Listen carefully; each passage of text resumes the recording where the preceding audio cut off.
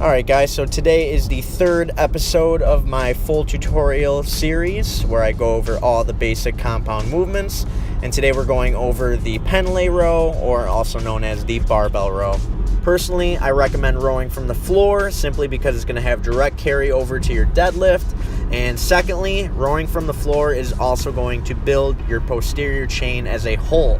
It's not just going to build your lats, your traps, your rear delts, and upper back muscles. It's also going to build your hamstrings, your glutes, everything that's involved in a hip hinge, even though it's not a full hip hinge. So it's not going to have an intense hypertrophic effect, but it still will have direct carry over to your deadlift, and it still will, build your hamstrings and your glutes and lower back to an extent.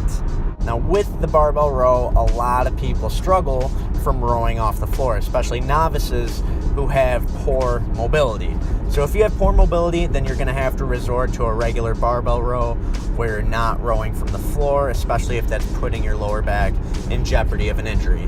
However, if you do have proper mobility to perform this exercise safely, then this exercise must be a staple in your program. That said, here's how you perform the pendlay row safely. It's going to be very similar to your conventional deadlift setup. However, the bar is not going to be at the center of your foot. It's going to be pushed a little bit towards the front of your foot, almost towards the top end of your laces, okay? Closer to your toes, okay?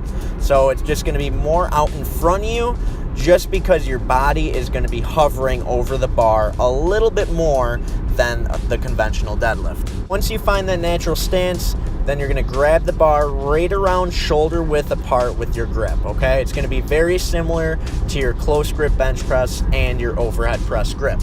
Once you find your grip, then you're going to want to look straight ahead, keeping your chest up, okay? If you can't keep your head up because you have neck problems or neck strains in your past, then keep a neutral spine with your head, okay? So you can look slightly down. That's totally fine.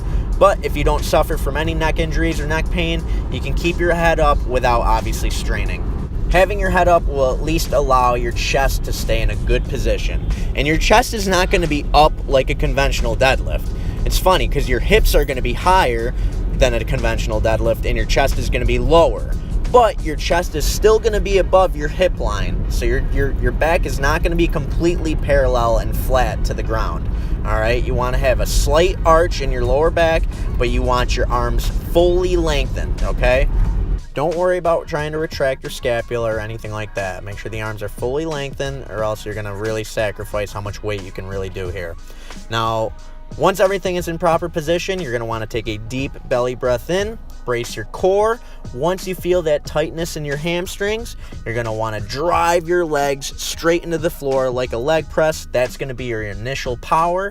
Once that bar breaks off the floor, you basically just row it right in to your upper abs, okay? I think the sternum is a little too high. I personally like rowing it to my upper abs. You're tucking your elbows slightly, kind of like a close grip bench press. Once you hit your upper abs, make sure you have control of the bar on the way down. You're not just letting it slam on every single rep. Once that bar hits the floor, you can take a good second to reset. Make sure your hips and chest are in proper alignment and continue your set.